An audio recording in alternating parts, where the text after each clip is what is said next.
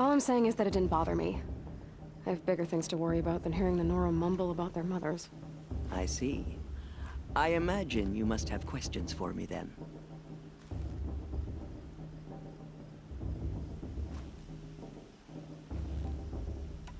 It surprises me the tribe lets outcasts run in the Proving. It's not like the Nora to be so hospitable. It has always been law that any child outcast has this right, as a means to rejoin the tribe. So far as I know, however, you are the first ever to exercise this right. I'm not surprised. I doubt many outcast children survive long enough in the wilds to come of age. I think, rather, it is because child outcasts are so rare. In all my years, I've only known of one other child who was cast out. A boy of 13, who killed his mother. But at the Proving 5 years later, he did not appear. No. I'd be surprised if he survived very long on his own. But at least he had a chance. Other tribes would have simply executed him.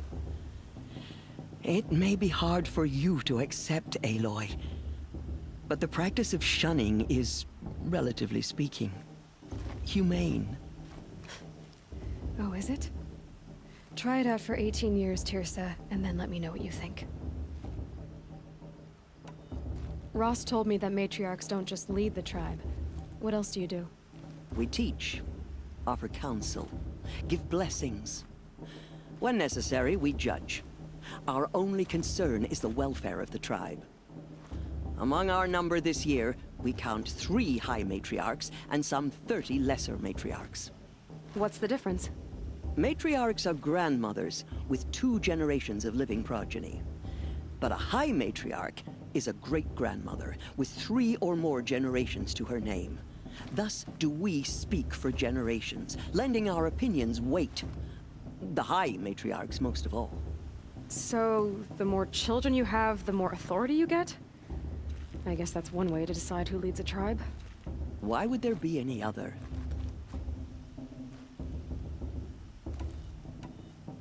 Why does Lansra hate me so much? She is a woman of extreme opinions. More than that, I cannot say. It's not my fault that I was born, or that the matriarchs decided to cast me out.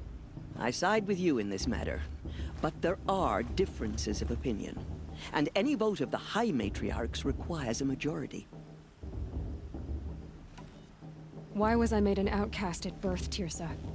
What crime could I have committed even before I was born?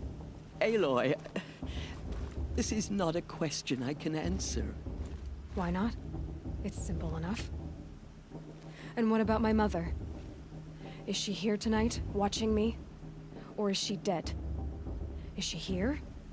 Or nowhere? I am sure your mother is here with us, if only in spirit. That's not really an answer, is it?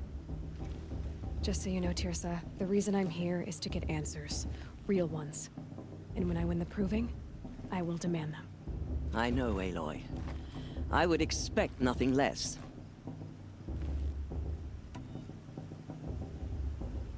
What about Rost?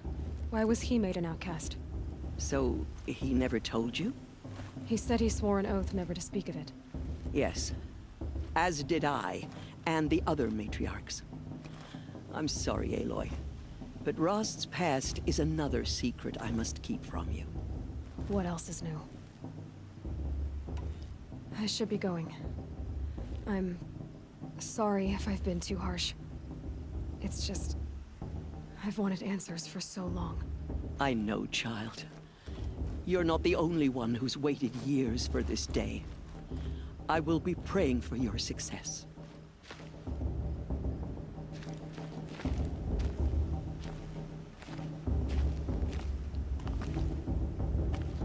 Your blessing was most illuminating. I've never seen its like. A rare gift indeed. But you don't believe in Allmother, do you?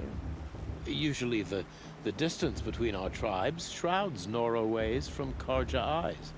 But here among you, I see a beauty that shines true.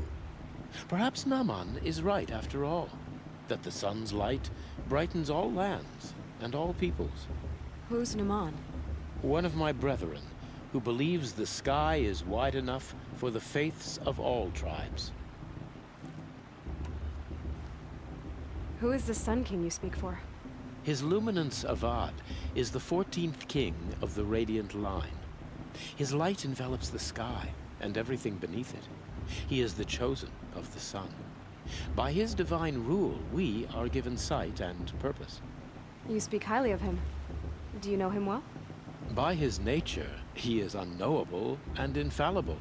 We are his instruments, not his companions. I have been in his presence, but we draw down our hoods so as not to behold his light directly. He's the sun, he has total power, and no friends. That couldn't go wrong.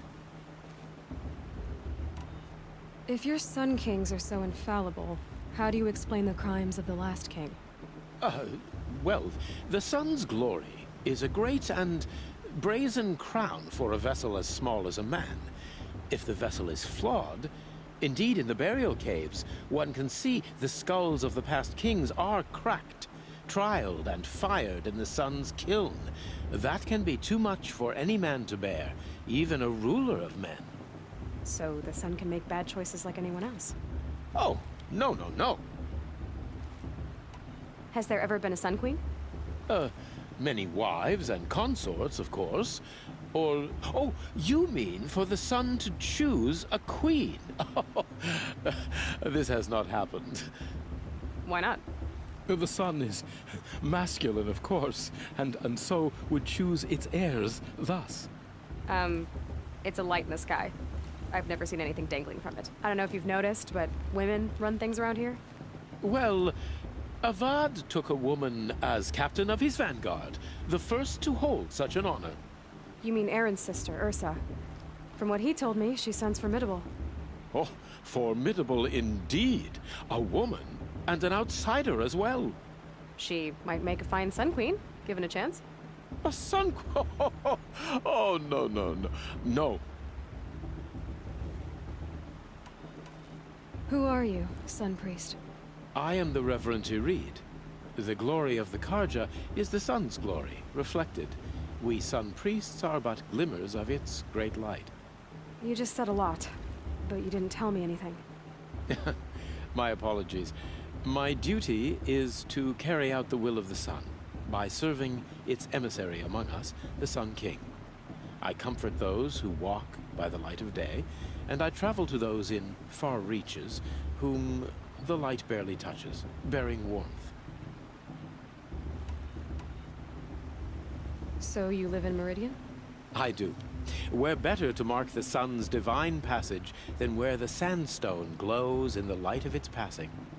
I was raised in the mesa's great shade, its wild bird markets and metal cellars, spices and colored silks. Sounds impressive. Oh, you should behold it. And you can if you make the journey. At his luminance's order, we have flung its gates open to all.